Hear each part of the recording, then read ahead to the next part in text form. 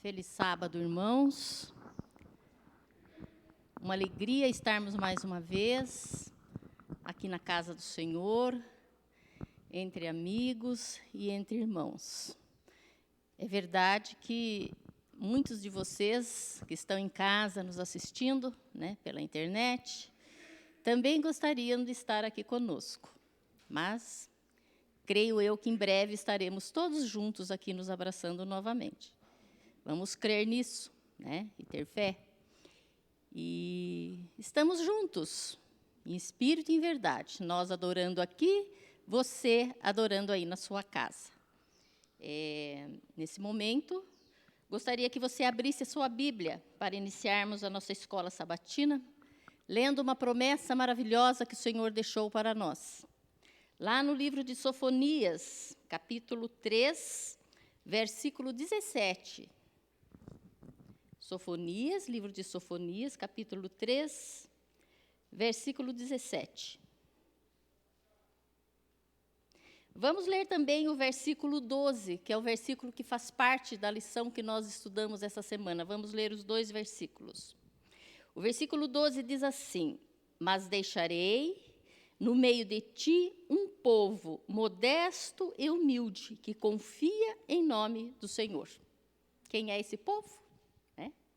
Você, cristão, que crê em Jesus, em Deus, nosso Salvador. E lá no versículo 17 diz o seguinte: O Senhor, teu Deus, está no meio de ti, poderoso para salvar-te.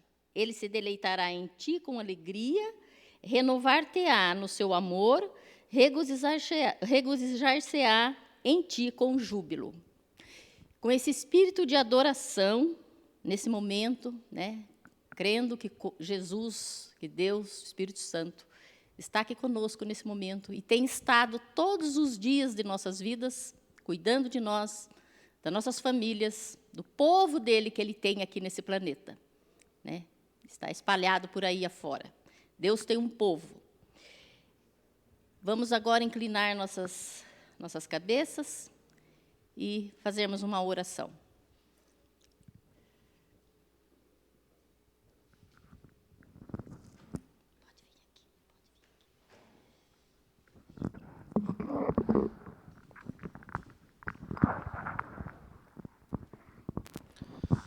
Vamos orar?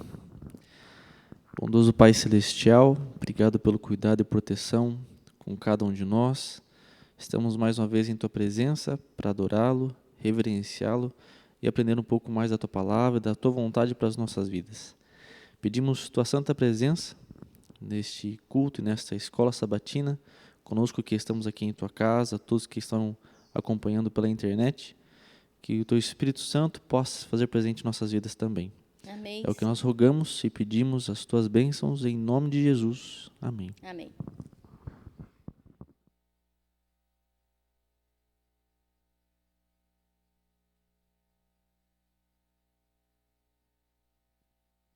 Dando continuidade, agora vamos ter uma mensagem musical com o nosso irmão Tiago. Vamos louvar a Deus também junto.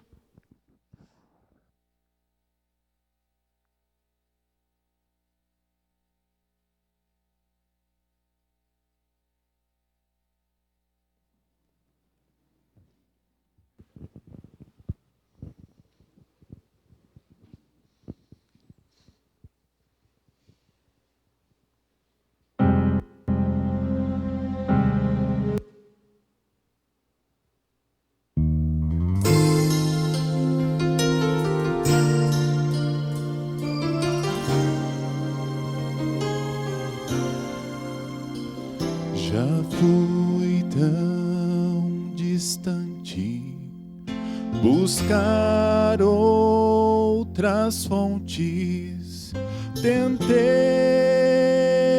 fazer o que eu quis, sem saber que ao meu lado estava a fonte eterna que me satisfaz.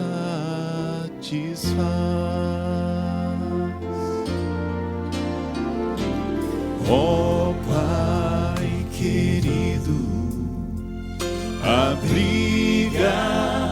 teus filhos na rocha eterna de amor. Dá-nos da fonte que vem lá do monte e do pão que é Jesus o Senhor.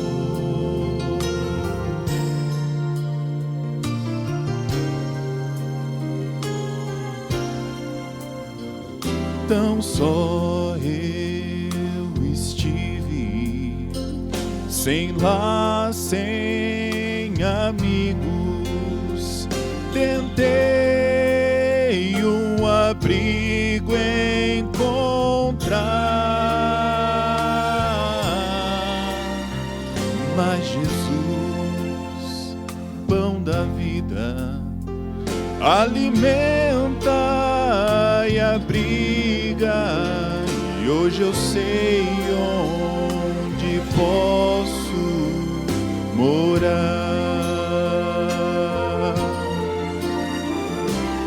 Ó Pai querido, abriga teus filhos na rocha eterna de amor. Dá-nos a fonte que vem lá do monte e do pão que é Jesus o Senhor.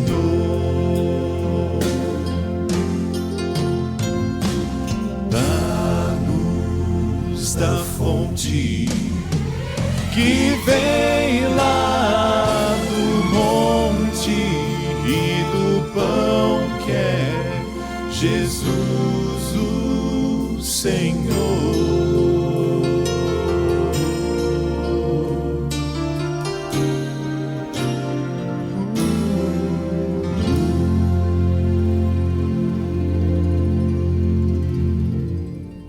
Amém.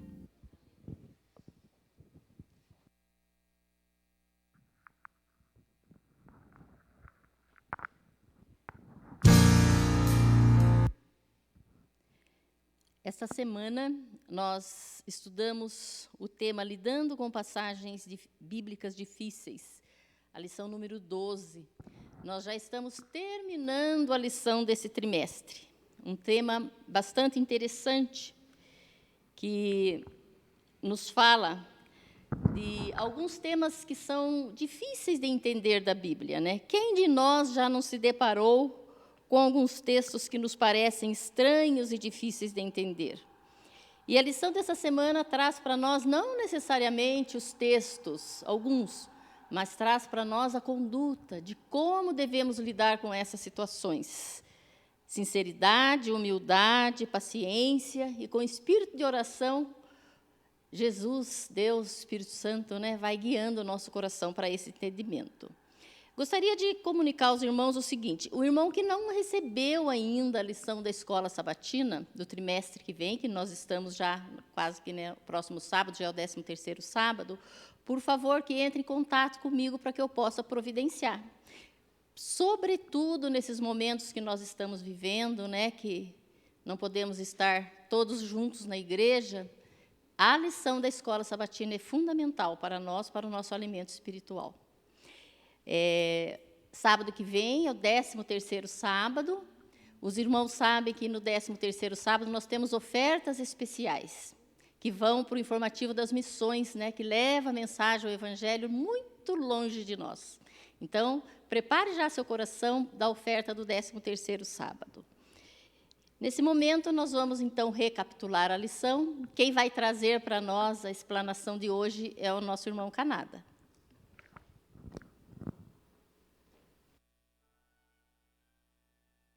Seja bem-vindo à Escola Sabatina.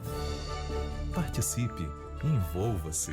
Deus quer derramar inúmeras bênçãos em sua vida.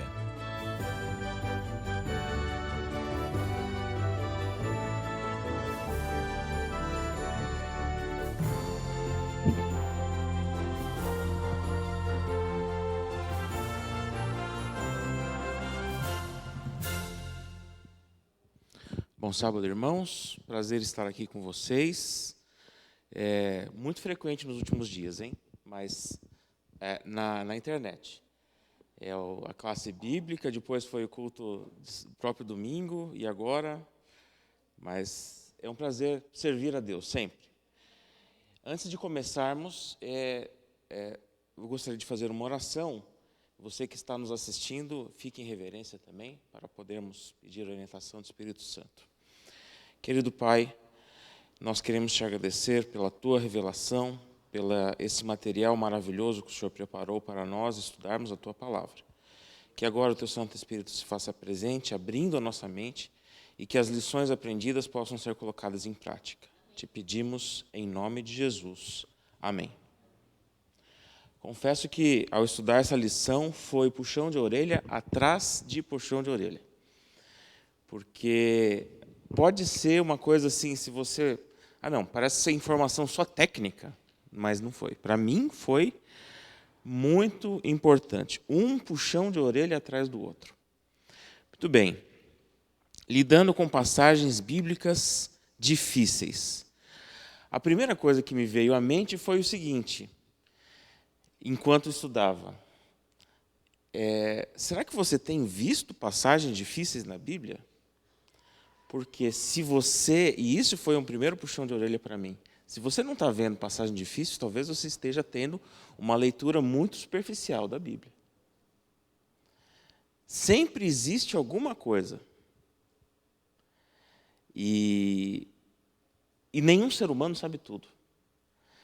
Então, a gente pode ter anos e anos e anos de Bíblia, anos de igreja, anos de estudo, e ainda tem algum texto que, olha, eu não tenho a compreensão clara disso.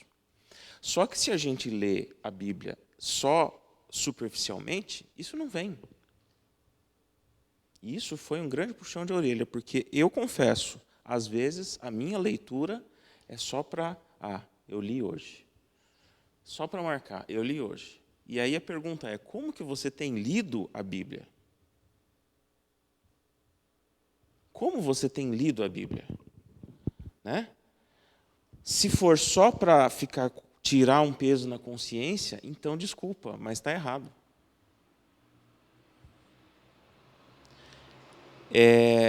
Eu já falei aqui, e diversas vezes eu falo, que a gente não pode ter uma oração mecânica. Né? A nossa oração tem que ser sempre sincera, falar daquilo que a gente está sentindo, das necessidades, de uma forma... E agora eu percebi que a minha leitura também não pode ser uma leitura mecânica. O que Deus quer falar comigo hoje? Este trecho aqui, de alguma forma, Deus quer falar para mim. Alguma coisa. E essas perguntas vão levantando outras perguntas. E aí, então, a gente se torna um estudioso voraz das Escrituras.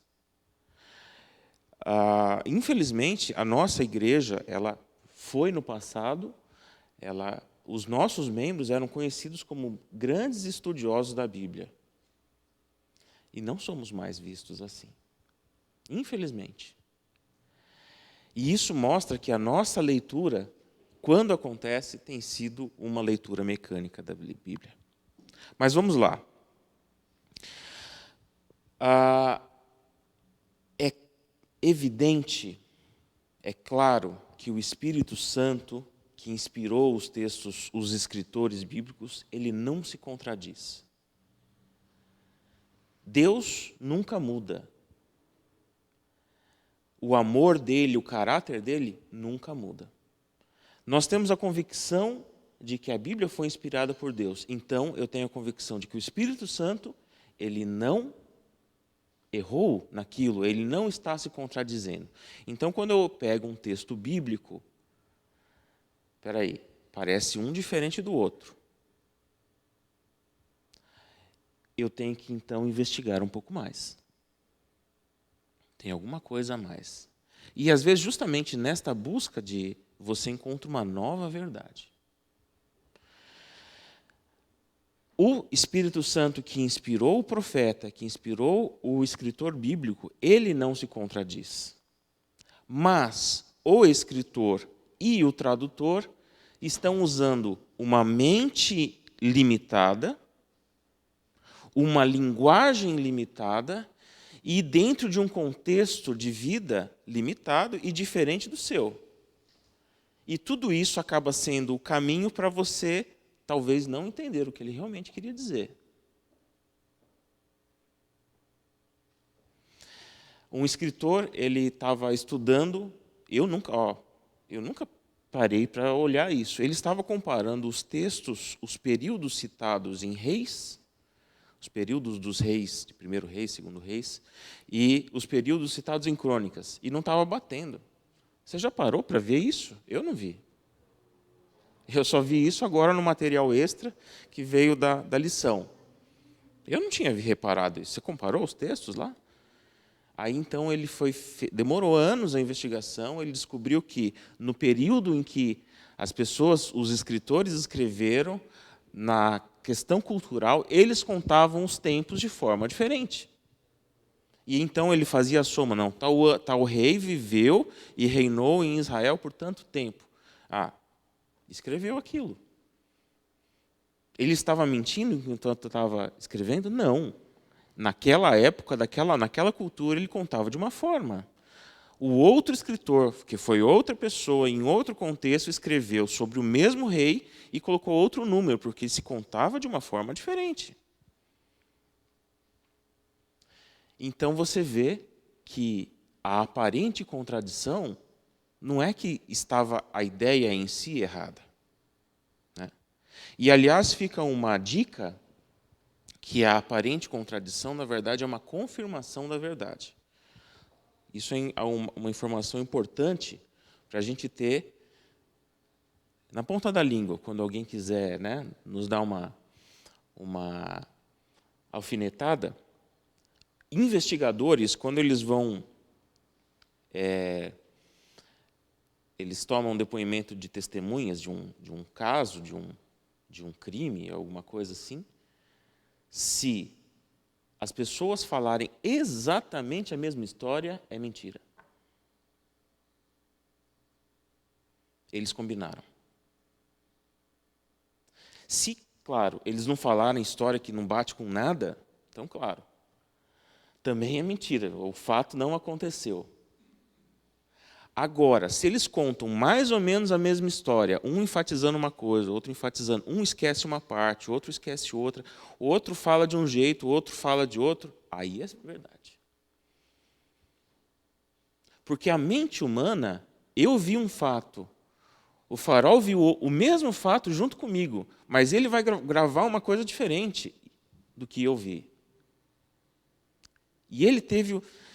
uma coisa ficou mais firme na cabeça, diferente do que eu vi. E aí, quando a gente for contar sobre o mesmo fato, a gente vai falar palavras diferentes, de formas diferentes. Eu vou esquecer uma coisa, ele vai esquecer outra.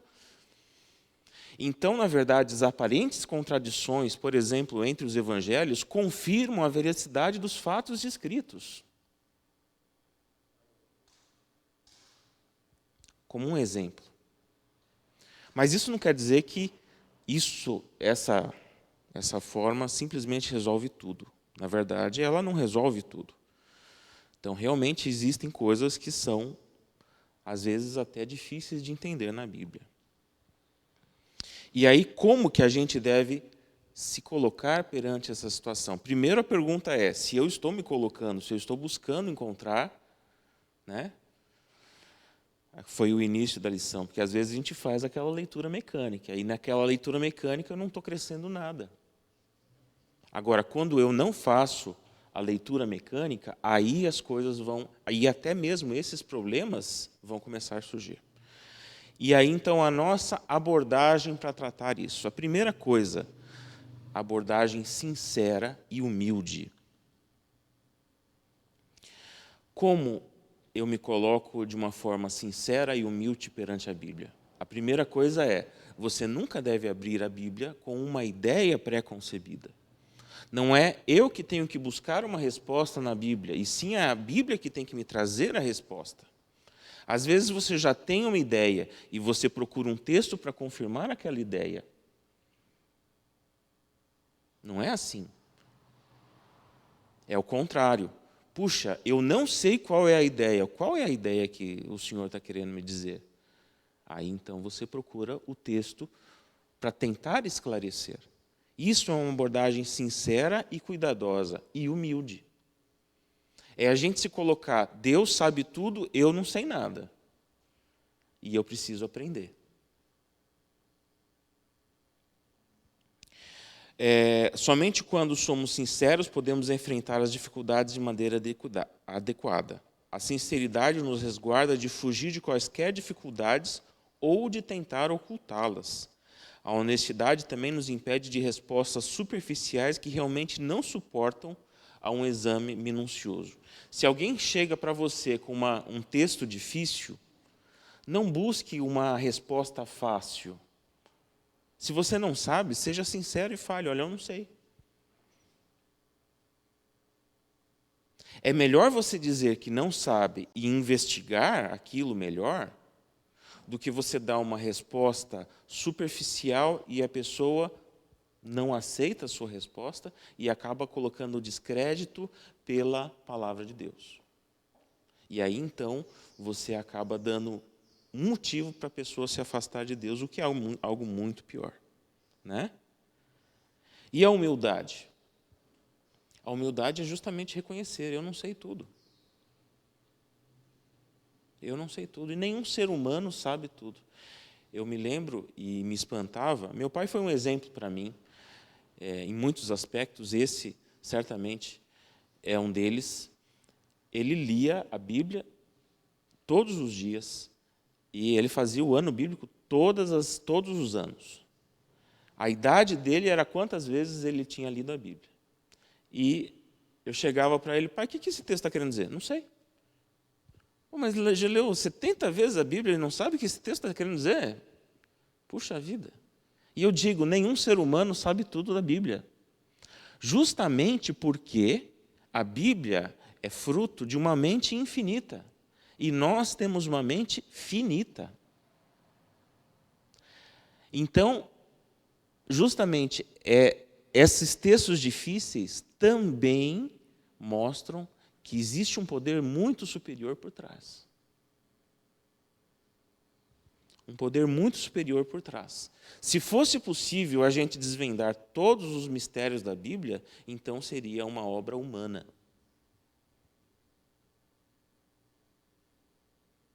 Então seria uma obra humana. Eu tenho alguns exemplares, não tenho todos, ainda quero ter todos os exemplares do Comentário Adventista Bíblico, Comentário Bíblico Adventista.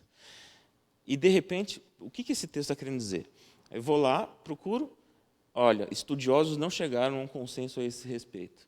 Nossa, gente que estudou anos e anos e anos e anos, só aquele trecho não chegaram ao consenso. É interessante. Vamos seguindo.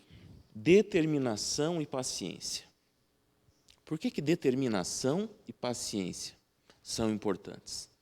Justamente porque, às vezes, aquele trecho que você estava com dificuldades realmente é importante para você. E se você desistir, você está deixando de receber uma mensagem que Deus quer dar para você. Quando Guilherme Miller, estudando as profecias de Daniel, aliás, um parêntese sobre a história de Guilherme Miller, porque é uma experiência, é uma lição para nós. Porque Guilherme Miller, ele era mais um cristão esquenta-banco na vida dele. Por boa parte da vida dele, ele foi um cristão esquenta-banco. E isso o afastou e a colocou até em descrédito de Deus. Ele se afastou da igreja.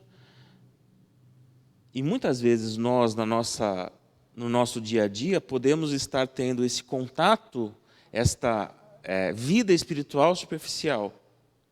Um dia, Guilherme Miller resolveu mudar isso. E começou a estudar a Bíblia todos os dias e querer entender a cada dia o que a Bíblia dizia. E neste processo de investigação foi que a Bíblia, então, ele se torna um grande apaixonado pela Bíblia. E, de repente, ele se depara com as profecias de Daniel, Daniel 8, 2.300 tardes e manhãs, e aquilo que ficou na cabeça. 2.300 tardes e manhãs, 2.300 tardes e manhãs, o que isso quer dizer? E ele estuda, e ele estuda, e ele estuda, e demorou anos o processo de investigação do que significava as 2.300 tardes e manhãs. Anos. Ele parou ele estava começando de Gênesis, ele parou em Daniel e ficou. Ele não chegou até Apocalipse. Ele parou em Daniel e ficou. E justamente porque Deus, esta pedra no caminho, entre aspas, da leitura dele, era uma pedra colocada por Deus, porque ele precisava iniciar um movimento de restauração da verdade. Se ele simplesmente desistisse, claro, Deus encontraria outro para iniciar esse movimento. Mas ele ouviu e encarou esta dificuldade na leitura da Bíblia como uma responsabilidade de, não, isso aqui é uma missão, Deus está me dando uma missão. Então, talvez, as dificuldades que você vai encontrar, já encontrou ou vai encontrar, não desista.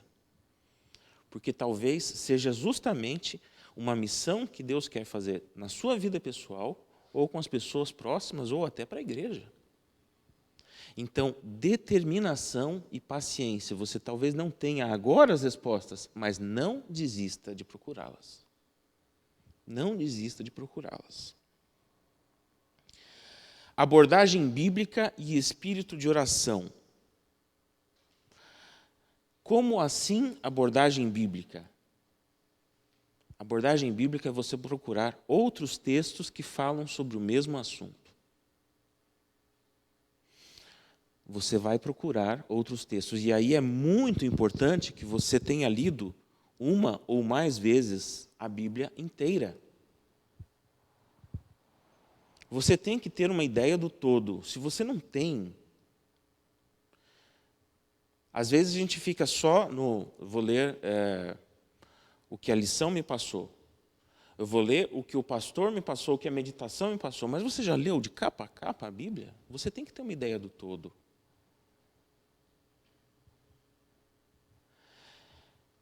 E então você vai pegar um texto que está perfeitamente claro para você, para te ajudar num texto que está complicado de entender. Você nunca faz o contrário. Pega um texto difícil para tentar esclarecer um texto fácil. Isto é uma abordagem bíblica. Você pega um fácil, está claro. Não que a mensagem ali não seja fácil, porque às vezes a mudança de caráter, de hábitos, dos meus atos é muito mais difícil, né? Você pega um texto que está claro para tentar clarear um texto que está difícil de entender. Isto é uma abordagem. E, claro, nunca abra a Bíblia sem pedir a orientação de Deus. Eu marquei alguns textos aqui que realmente, para mim, foram bastante fortes quando eu os li. Eles estão basicamente no Caminho a Cristo, que foi um dos trechos que na lição de sexta-feira foi recomendado que lêssemos. Caminho a Cristo, das páginas 108 a 113, capítulo 8, se eu não me engano. Ellen White escrevendo assim: muitas vezes lê-se a Bíblia sem que haja qualquer proveito. Em muitos casos, essa leitura é até perniciosa, ela é até maldosa para você. Quando a palavra de Deus é aberta sem reverência e oração, quando os pensamentos e afeições não estão centralizados em Deus, nem em harmonia com a sua vontade, a mente fica obscurecida pelas dúvidas. O próprio estudo da Bíblia fortalece o ceticismo. Se você abre a Bíblia sem um espírito de oração, sem um espírito de sinceridade e humildade, talvez seja melhor você nem abrir. Olha que texto difícil. Olha que mensagem dura. Se eu não me coloco como uma forma humilde perante Deus e sincera, naquele espírito, o que o Senhor quer dizer para mim e não o que eu quero encontrar na Bíblia, talvez seja melhor você nem abrir a Bíblia. E então, este daqui para mim foi o mais difícil. Sempre que os homens não buscam por palavras e atos estar em harmonia com Deus, por mais preparados que sejam, estão sempre sujeitos a errar em sua compreensão das Escrituras. Deus já te deu uma mensagem. Deus já te deu uma forma como que você deve proceder. Se você não busca proceder de acordo com a mensagem que você já recebeu, Deus não vai te dar mais luz. De novo, se os homens não buscam por palavras e atos estar em harmonia com Deus, por mais preparados que sejam, estão sempre sujeitos a errar em sua compreensão das Escrituras. Se eu não estou agindo de acordo com a luz que Deus me deu, e aí a gente... um exemplo muito simples e que deve ser a nossa vida. Você tem tratado as pessoas ao seu redor com amor? As pessoas veem Cristo em você ou infelizmente eu posso estar tropeçando e sendo uma pedra de sapato para outras pessoas? Uma pedra no caminho de outras pessoas. Se eu não estou agindo de acordo com a luz que Deus já me deu, então Deus não vai revelar novas luzes, porque Ele primeiro quer que eu seja um exemplo para as outras pessoas. Isso é muito forte. Muito forte. Então, eu primeiro tenho que... será que eu não estou conseguindo entender o que a Bíblia está me dizendo, porque eu não estou agindo de acordo com aquilo que eu já sei?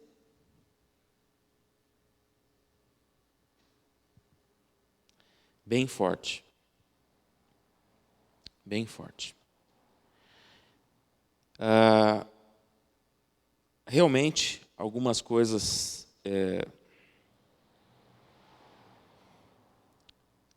na Bíblia, elas são contraditórias. Talvez um dos textos que a gente esteja mais acostumado até a tratar, talvez você já deve ter lidado, é a questão, por exemplo, a gente vê então agora um exemplo de erro de tradução, né? Lucas 23, 43 é um texto que Jesus está falando para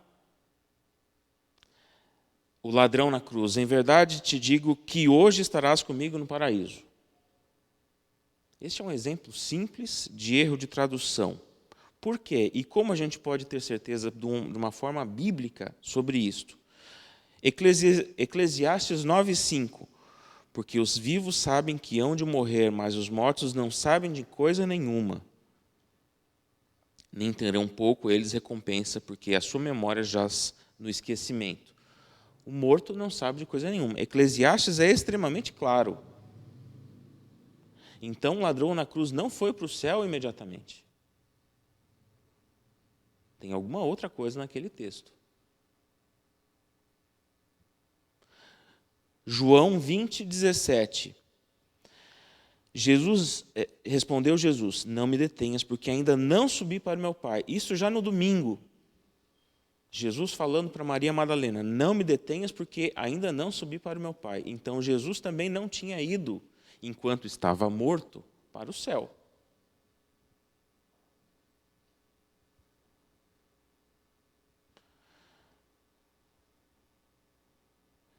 Primeiro Coríntios 15 fala sobre o estado dos mortos como sendo um sono.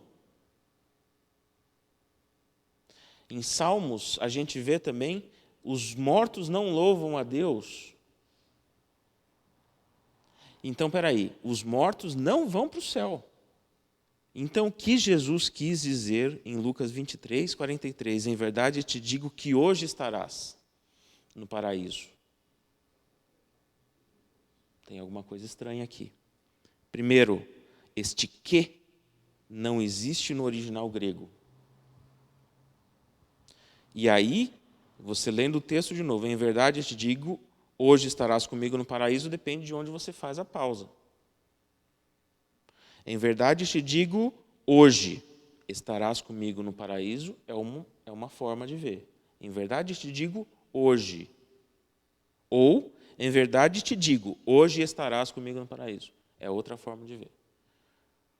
Uma diz, eu estou te dizendo agora que isto vai acontecer. Outra está dizendo que vai acontecer aquilo hoje, agora. Então, aqui é um exemplo de um erro de tradução. Mas eu acho que a mensagem principal para mim, na minha vida, a lição da semana, foi como eu estou lendo a Bíblia. Se eu estou lendo de forma superficial, se eu estou lendo de forma mecânica, então, talvez um belo puxão de orelha que Ellen White me deu essa semana, talvez seja melhor nem ler. Não é isso que eu quero que você faça. Eu quero que você leia todos os dias, mas que não seja de uma forma mecânica. E que a cada dia você procure colocar em prática aquilo que você já sabe da Bíblia. Porque os meus atos também são importantes para a compreensão da Bíblia. Isso foi muito forte para mim também.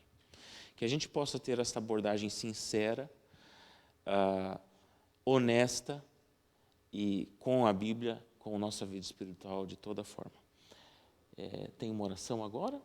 Eu vou fazer uma oração com você, você que está nos assistindo. Feche os seus olhos mais uma vez. Querido Pai, nós queremos te agradecer por essa importante lição que o Senhor deixou para nós. Eu confesso que realmente em minha vida, muitas vezes tenho tido uma leitura superficial da Bíblia. Mas aprendemos nessa semana que não é a sua vontade. Senhor Deus, que a cada dia, ao lermos a Tua palavra, nós possamos entender a mensagem para aquele dia e talvez uma mensagem que seja uma missão de transformação do nosso caráter, uma missão para a Tua igreja, como foi, por exemplo, no caso de Guilherme Miller. Que nossa vida espiritual como um todo não seja só uma forma de abafarmos a nossa consciência, mas que seja, sim, um relacionamento sincero a cada dia contigo. Esteja conosco, te pedimos, em nome de Jesus. Amém.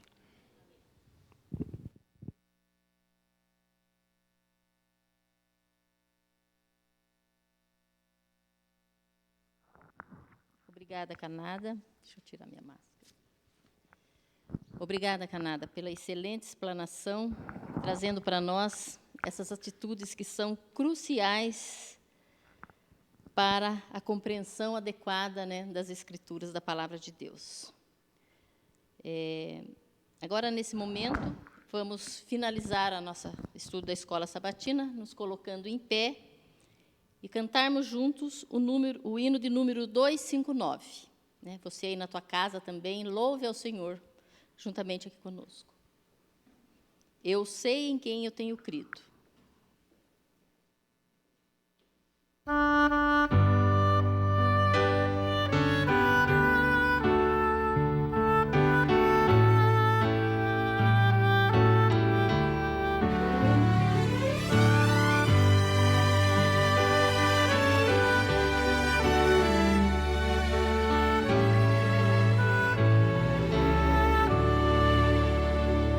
Não sei por que de Deus o amor a mim se revelou.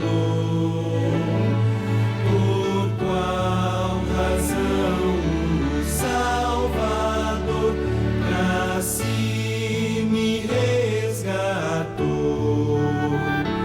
Mas eu sei em quem tenho crido. Estou bem certo.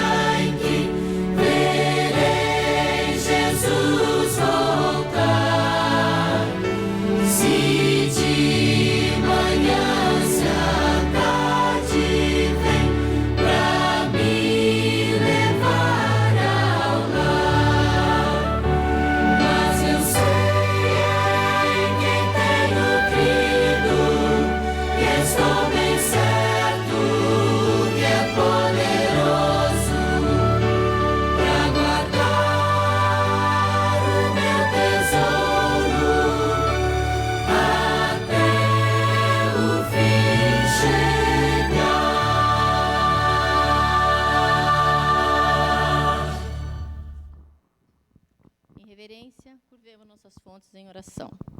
Obrigada, Senhor Deus, por mais essa oportunidade de falarmos de Ti, de louvarmos, glorificarmos o Teu santo nome, Senhor.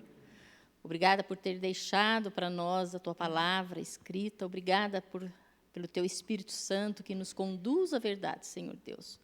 Nos ajude a realmente termos um coração humilde, Senhor, para a verdadeira compreensão da Tua palavra. Esteja conosco no restante desse culto, que o Teu santo e bom Espírito se faça presente nesse lugar, Senhor. Abençoa cada um de nós, cada família aqui representada, e os que estão nos seus lares, Senhor, e todos os Teus filhos, Senhor, Teu povo espalhado por esse planeta, Pai querido. Permanece conosco, perdoa os nossos pecados, oramos em nome de Jesus. Amém.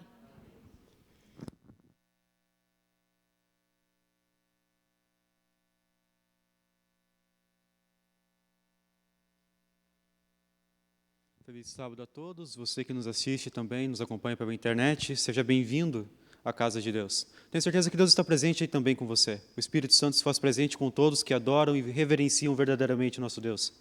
Que Ele possa estar presente, suprindo as suas necessidades.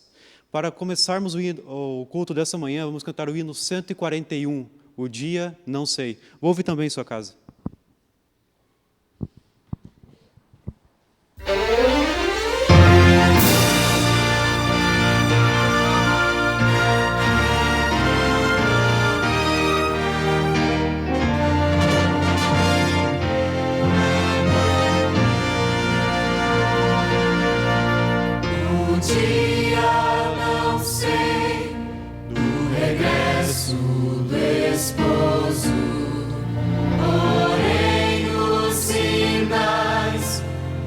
Encher-me de gozo, pois presto virá esse evento glorioso, mas o dia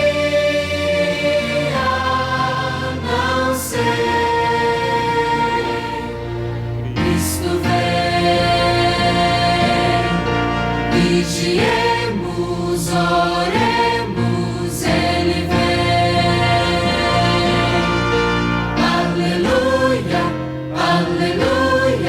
Sobre nuvens virá, com os anjos da glória, mas o dia não sei. Os crentes verão pela Santa Escritura e não tardará nossa eterna aventura. Olhemos então para a glória futura, mas o dia não sei. Cristo vem, vigiemos.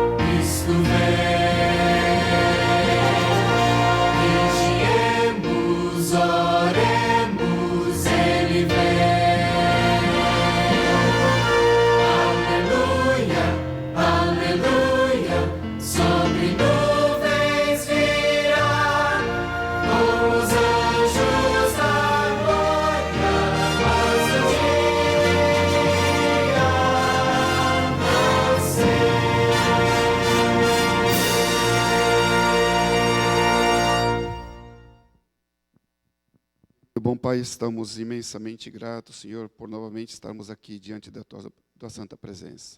Nós aqui na tua santa casa de oração e aqueles que estão nos seus lares, nos assistindo também, possam receber, Senhor, as bênçãos que tem reservado aqueles que no teu dia santo se reúnem para ouvir a tua palavra, Senhor. Sabemos que nesse momento precisamos muito mais de ti, porque nossos corações muitas vezes estão entristecidos devido à doença, muitas vezes estão entristecidos devido às dificuldades que nos temos passado nesses dias.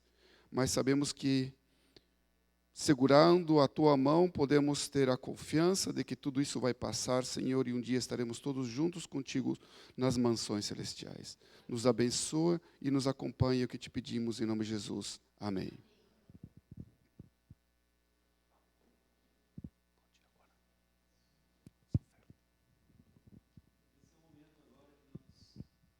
Sábados temos comumente que nós entregamos nossos dízimos e nossas ofertas. Você que está em casa, às 3 horas da tarde vai ter o pessoal da tesouraria aqui. Se você deseja entregar, às 3 da tarde então vai ter o pessoal aqui próprio para isso, onde você vai poder estar devolvendo também seus dízimos e ofertas. Aqueles que estão presentes, se trouxe seu dízimo, sua oferta, tem uma caixa lá na entrada. Você pode depositá-lo também no final do culto. Que Deus esteja nos abençoando.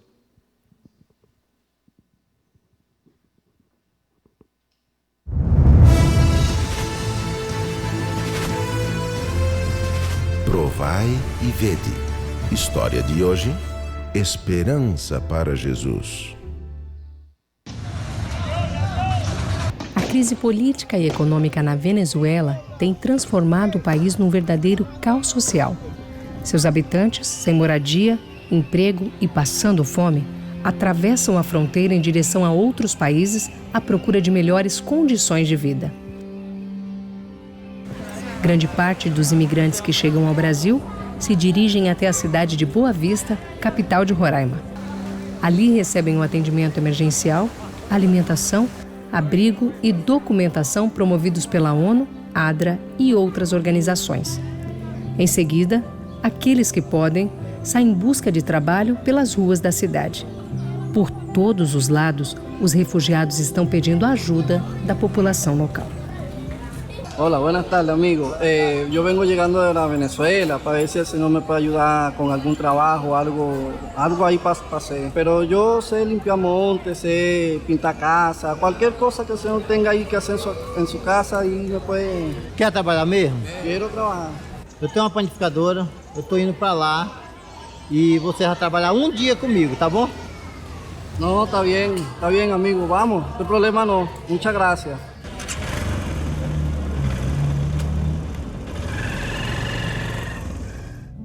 Antes de indicar que trabalho deveria ser feito, João Lopes pediu a ele que contasse um pouco da sua história. Ele disse que havia deixado seu país em busca de um futuro melhor para ele e sua esposa. Formado em engenharia mecânica, Ramon trabalhava em 3 empregos, mas o que ganhava só dava para comer durante 15 dias. Após entrar legalmente no Brasil, pela cidade de Pacaraima, na divisa entre os 2 países, ele não teve outra opção senão andar a pé 212 quilômetros até Boa Vista. Durante os primeiros quilômetros de caminhada, sua mente se concentrava no enorme desconhecido à sua frente. Tentar a vida numa terra estranha, sem falar o idioma daquele país, conviver com pessoas de costumes diferentes, encontrar trabalho, moradia. Sem dinheiro e sem perspectivas, Ramon caminhava dia e noite, carregando apenas uma maleta que se arrastava pelo caminho. As estradas pareciam não ter fim, mas sua coragem e determinação eram muito maiores. Nos últimos quilômetros, uma placa indicava que aquela jornada tão desafiadora estava prestes a terminar. Chegando à capital, ele recebeu as primeiras orientações, um lugar para dormir, e no início de cada noite ele participava de uma refeição preparada pela equipe do projeto Alimentando Esperança, organizado pela ADRA. João Lopes lhe mostrou o que devia fazer durante aquele único dia de trabalho. Mas ao final do dia, João, percebendo que o rapaz era um bom trabalhador, decidiu lhe dar a oportunidade de mais 5 dias de serviço. Para chegar à padaria, Ramon saía do abrigo às 4 da madrugada e andava a pé 14 quilômetros. Além de cuidar da limpeza, ele também aprendeu a fazer pão, se identificando bastante com a nova profissão. Depois de 30 dias trabalhados, João pagou pelos seus serviços e lhe deu as chaves da padaria, para que ele fosse o novo administrador. Além de acompanhá-lo nessa nova jornada, João Lopes e uma equipe da ADRA o levaram para conhecer a Igreja Adventista. Ele foi bem recebido pelos irmãos, participou dos louvores, fez orações, ouviu atentamente o sermão e aceitou o apelo do pastor para conhecer mais sobre a palavra de Deus. A ADRA promove ações comunitárias em todo o mundo. Na América do Sul, ela apoia mais de 350 mil imigrantes e refugiados a cada ano, recebendo-os, hospedando-os e alimentando-os e garantindo uma melhor condição sanitária, higiene pessoal e acesso à água potável. Serviço de proteção, apoio psicológico, nutricional, saúde básica, cursos de idiomas e acesso a informações e documentos migratórios também são oferecidos pela ADRA. Para conhecer mais, acesse adraamericadosul.org. E agora eu os convido para esse momento especial de adoração, através dos dízimos e das ofertas. Que Deus os abençoe.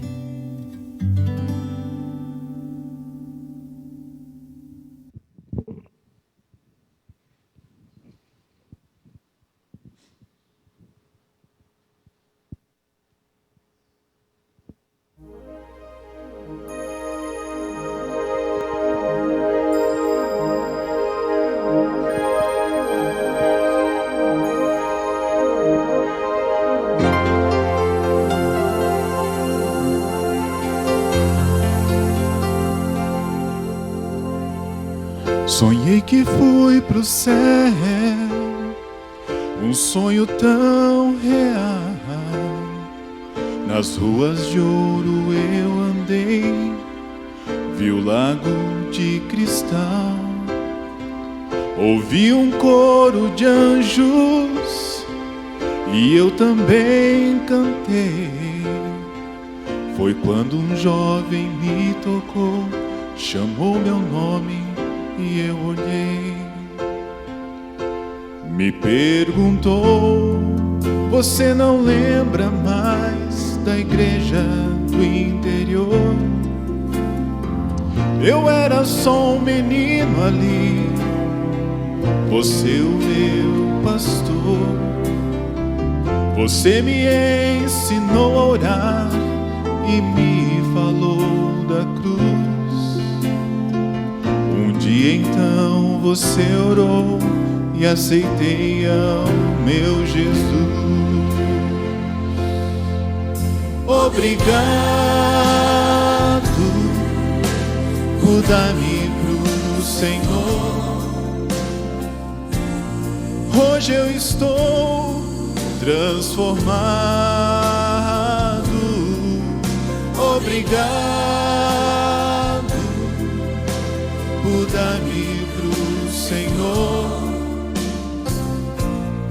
Hoje eu sou tão feliz.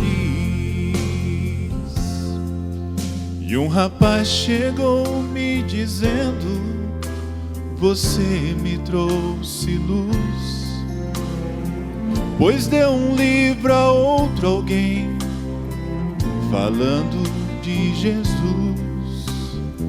Jogaram fora o livro, encontrei-o e o li.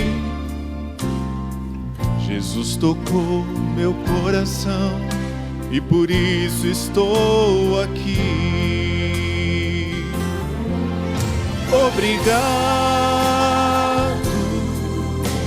por dar-me pro Senhor. Hoje eu estou transformado.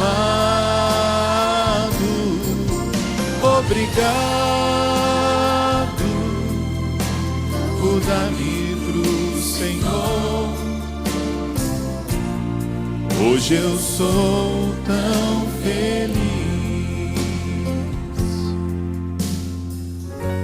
a um foram vindo, formando uma multidão. Vidas ganhas porque amei, tive fé e compaixão. Coisas simples e grandes que a vida ocultou, da terra ninguém viu, mas o céu nos revelou.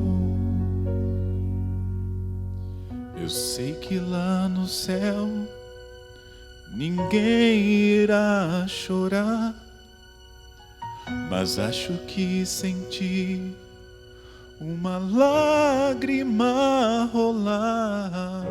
Jesus então chegou, tocou na minha mão, me disse: filho, obrigado por dar teu coração.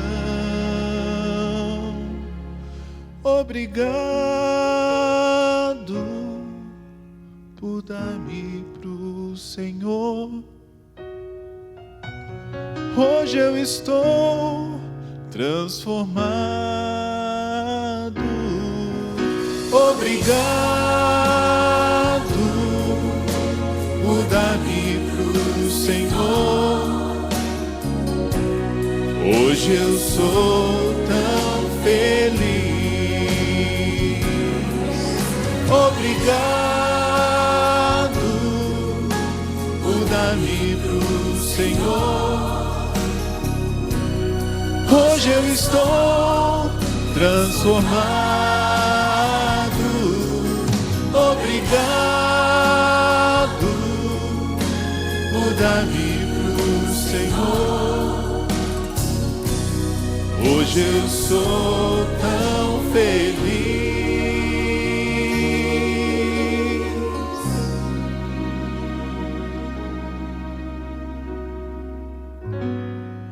Hoje eu sou tão feliz.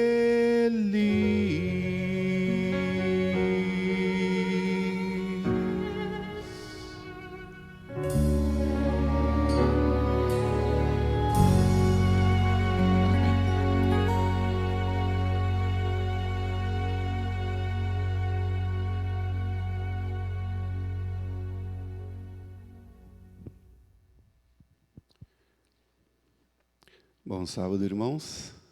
Tem todo agora todo o esquema, né? Tem que passar álcool no microfone e tudo mais. Gostei de ver.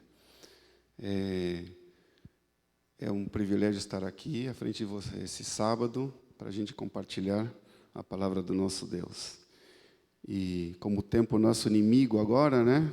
Então, essas noites até falando lá em casa com a Kátia, eu falei assim, eu estou preocupado com o tempo, né? Tanto que a gente já viu que veio à frente aqui para o nosso tempo, o nosso inimigo. Gostaria, antes de a gente abrir a palavra de Deus, inclinar nossas cabeças novamente para falar com Ele.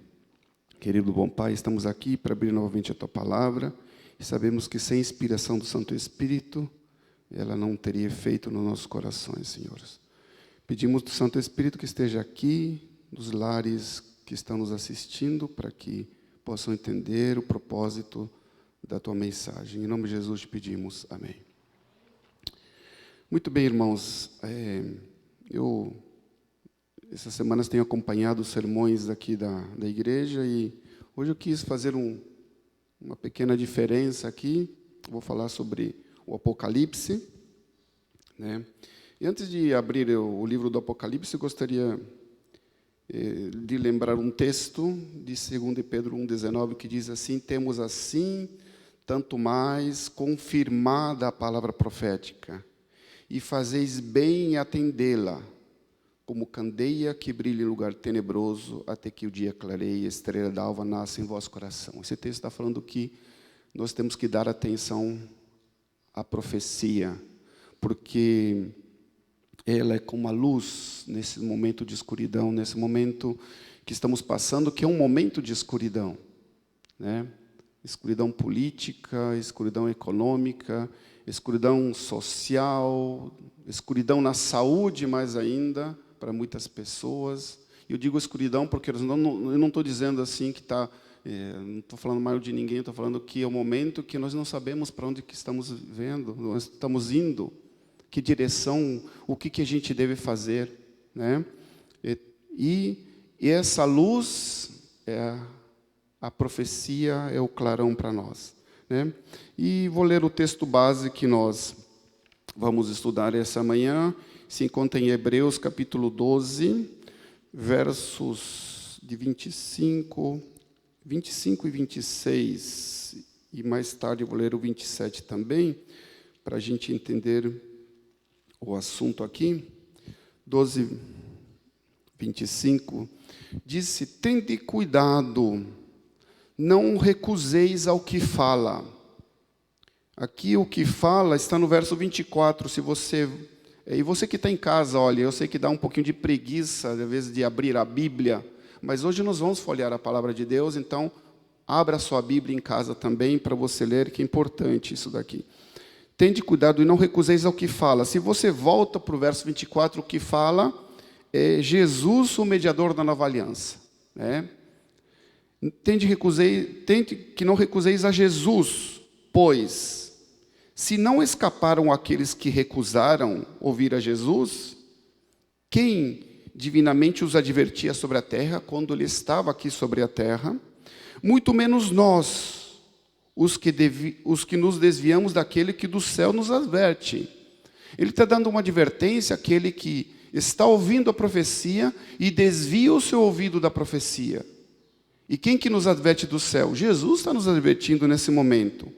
Verso 26, aquele cuja voz abalou então a terra, agora, porém, ele promete, Jesus está prometendo, ainda uma vez por todas, farei abalar não só a terra, mas também o céu. O texto de hoje ele fala sobre abalos que vão acontecer na terra e abalos que vão acontecer no céu. E agora nós vamos então para o nosso estudo de hoje, que se encontra no livro do Apocalipse, capítulo 6, verso do 6. Vamos ler alguns versos e eu vou falar especificamente os versos de 12 a 17, né, que fala a respeito do sexto selo. Muito bem, eu não sei se já houve algum estudo do sexto selo aqui na igreja, mas para aqueles que não estão... acostumados com o Apocalipse, ou estarem investigando o Apocalipse, hoje a lição, você viu que a lição ele fala muito bem a respeito disso, né? Nós temos, a partir do verso 5 do Apocalipse, o estudo dos selos. Tá? É interessante que quando João ele tem essa visão dos selos, ele estava vendo um personagem no céu que estava com um livro. Só que esse livro, ele era selado, tinha 7 selos esse livro. E ele viu com preocupação aquele momento, porque ele percebeu que haveria uma dificuldade de alguém abrir aqueles selos.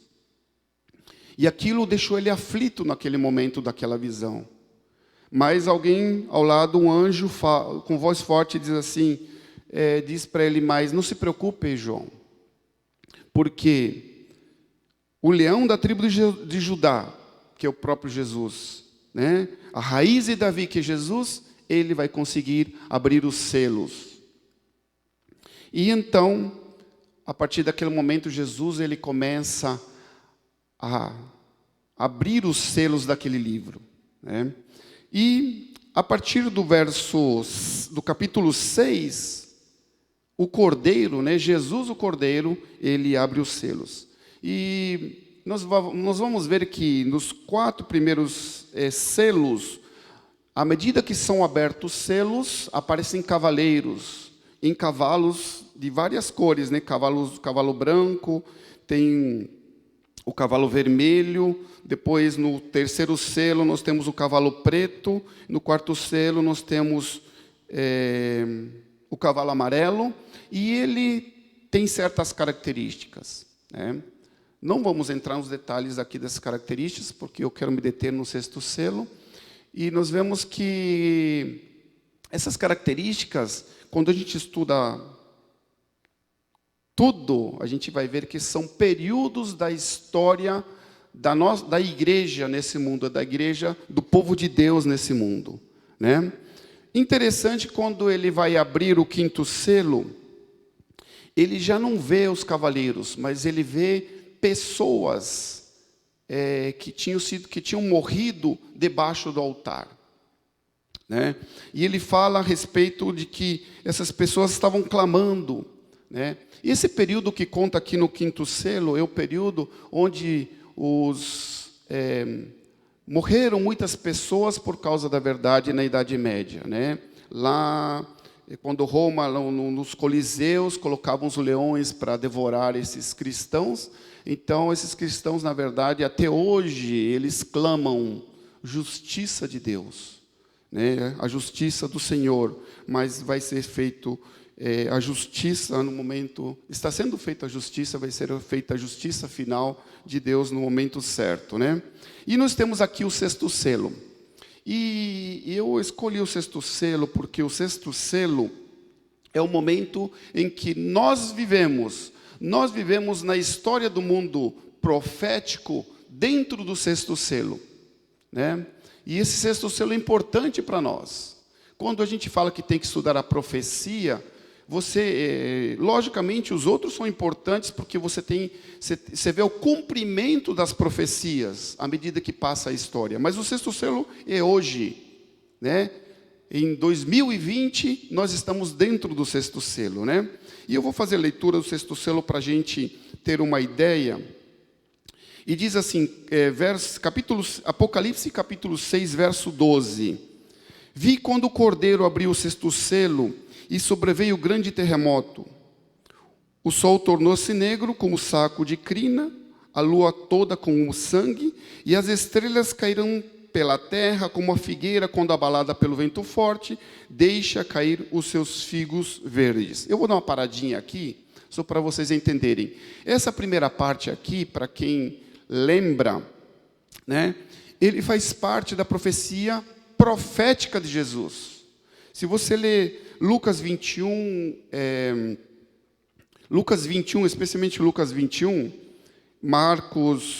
Mateus 24, Marcos 13, que contam a mesma história, é quando os discípulos perguntaram para Jesus: Jesus, o que vai acontecer no final dos tempos? E Jesus, ele fala essas mesmas palavras, né? Haverá sinais no sol, na lua, nas estrelas, sobre a terra, angústia sobre as nações, né? Em perplexidade por causa do bramido do mar e das ondas.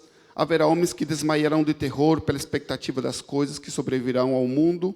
E fala sobre todos os acontecimentos que nós estamos hoje presenciando. Tá? Quando a gente fala sobre selos, nós vamos ver que o selo, ele realmente determina um período profético, né? Que tem geralmente o início e o fim, né?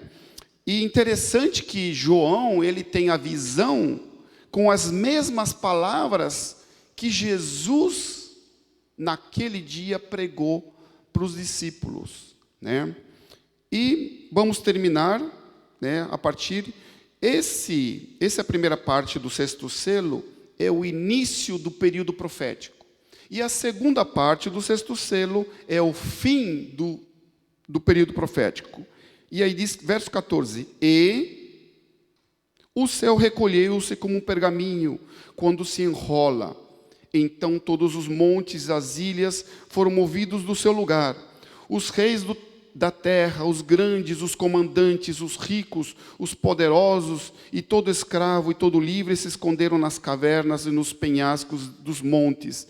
E disseram aos montes e rochedos: caí sobre nós e escondei-nos da face daquele que se assenta no trono da ira do Cordeiro, porque chegou o grande dia da ira deles, e quem poderá suster-se? Que momento que é esse, irmãos? Que momento que é a parte do segundo selo? O fim do 6º selo?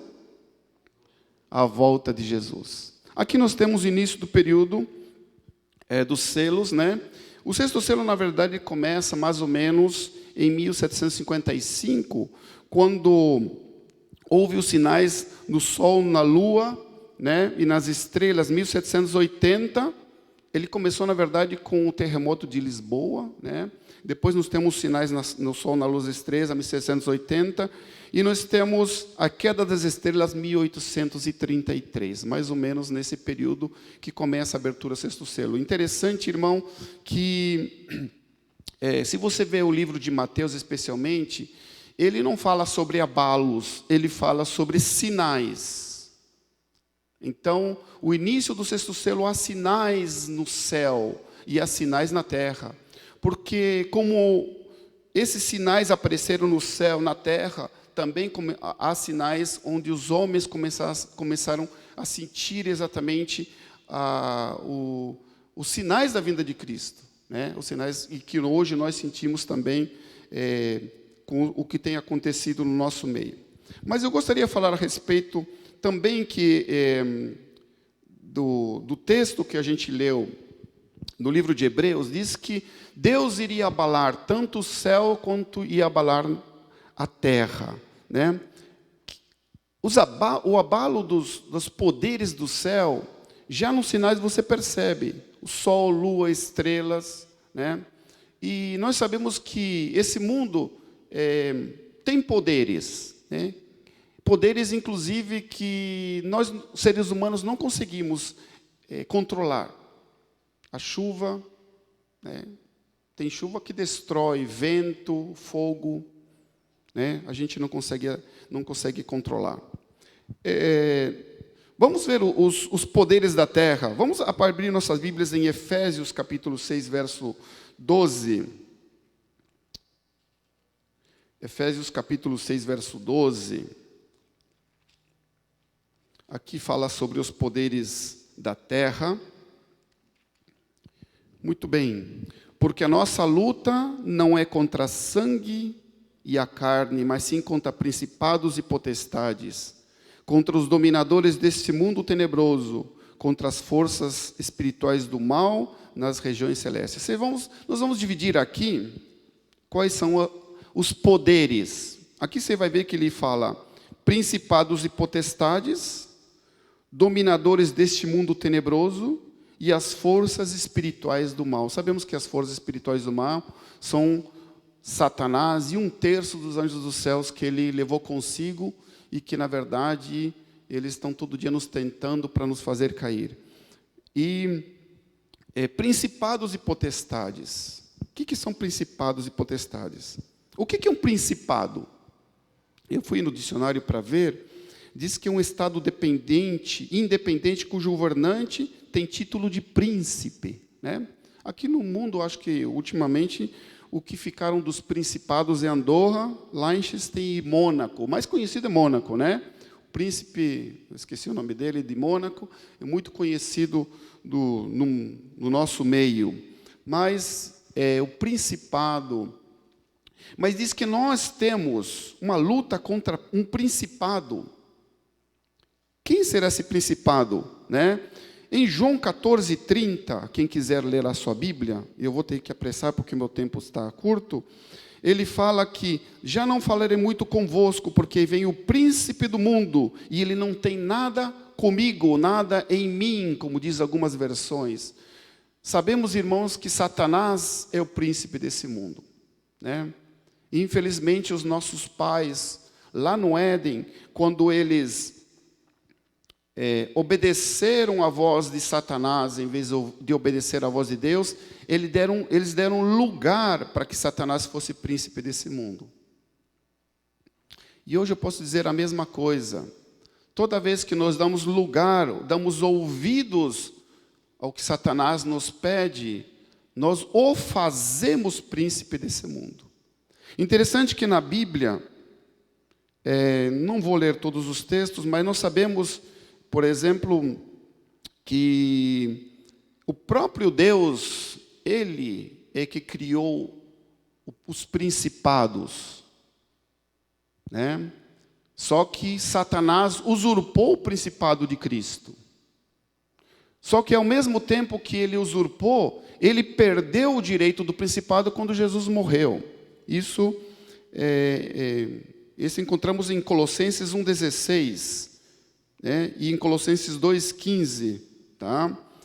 Ele, quando ele foi pendurado na cruz, ele recuperou o principado. Então, Jesus, ele é príncipe desse mundo nesse momento. Só que, irmãos, ele não é príncipe total desse mundo, por quê? Porque ainda existem pessoas que fazem de Satanás o seu príncipe. E essa é a grande guerra que existe nesse mundo, nesse momento. Certo? A guerra entre Cristo. Cristo quer ser o príncipe da sua vida e Satanás também quer ser o príncipe da sua vida. Aí vale você decidir a quem você vai escolher. E você decide todos os dias com as suas atitudes.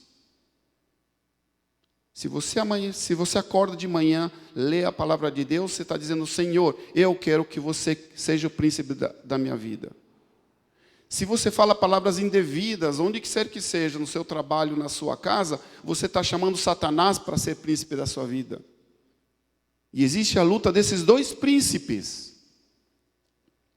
Tem outro poder, principados e potestades. Potestades, eu também olhei no dicionário, é o atributo de que o príncipe dá para outra pessoa. Então, nesse mundo existem potestades que o príncipe Satanás deixou. Eles comandam a mando de Satanás. Nós já sabemos do que se trata isso daqui. E diz que nós temos também uma luta contra os dominadores desse mundo.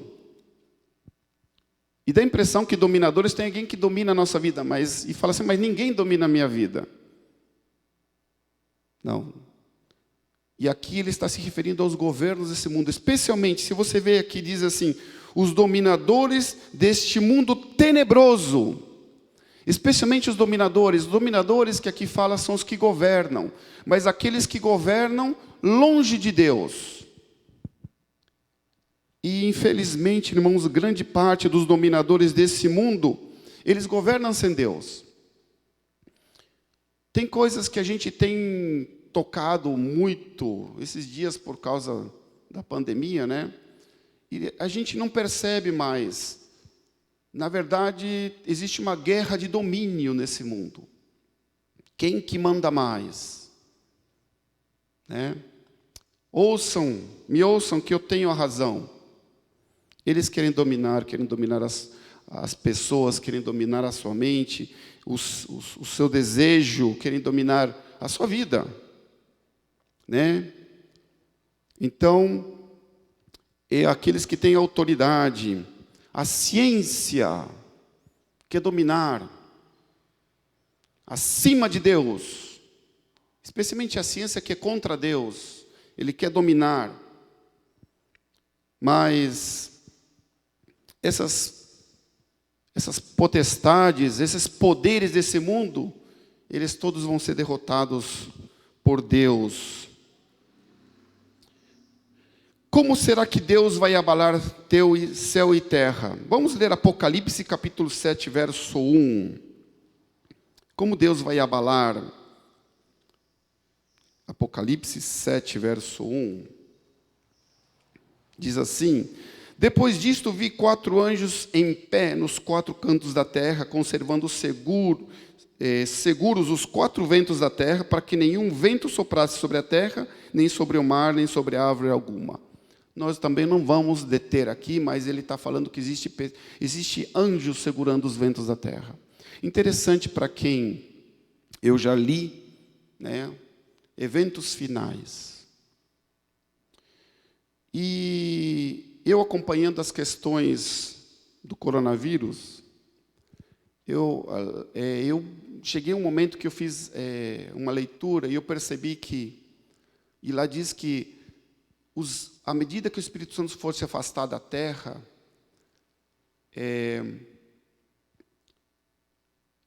as coisas, as doenças, tudo vai acontecer em maior quantidade. E lá diz que esses são os respingos de Deus, demonstrando o que realmente vai acontecer quando Jesus voltar, antes de Jesus voltar, nas pragas que vai acontecer. 5 minutos para eu acabar. Eu sabia que ia dar tarde. E eu vou falar uma coisa importante. E nós vamos ser abalados? Por isso que em Hebreus 2 disse, tende cuidado, não recuseis aquele que vos fala.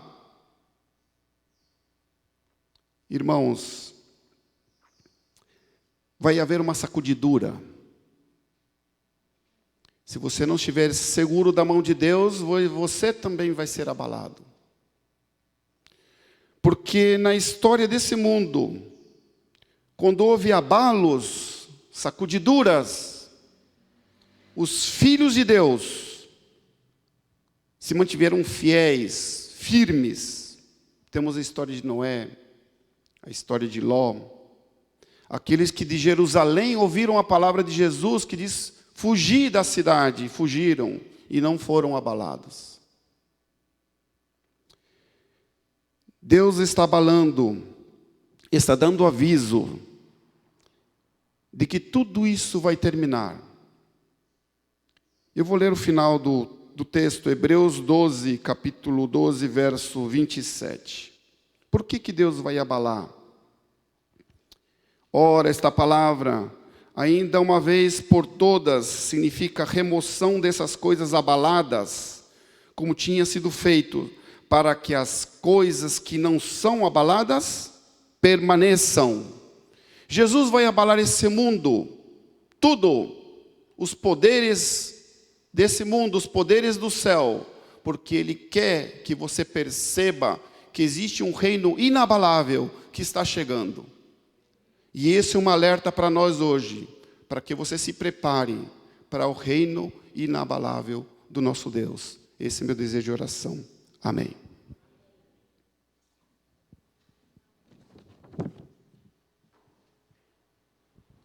Com esse pensamento ainda de reverência, para encerrarmos o culto dessa manhã, vamos cantar o hino 147. Nós o veremos.